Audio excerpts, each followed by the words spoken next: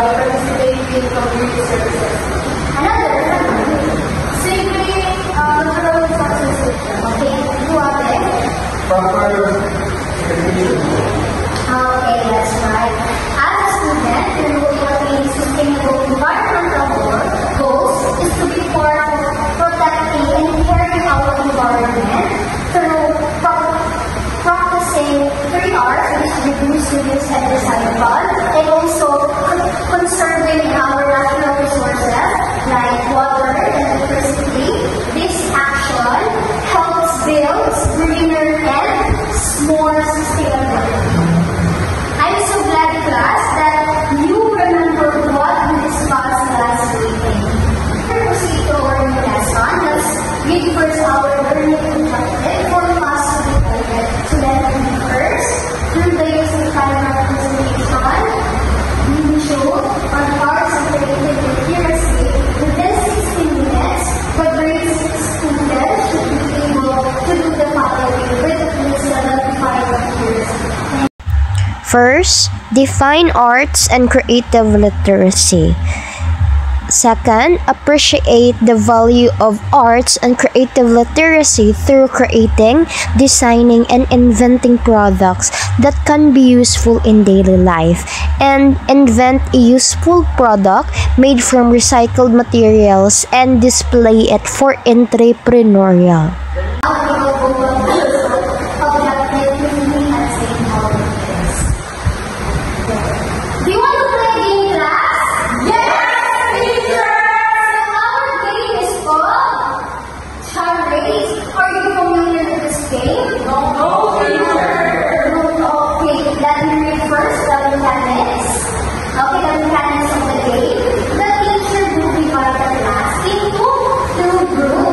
Each group choose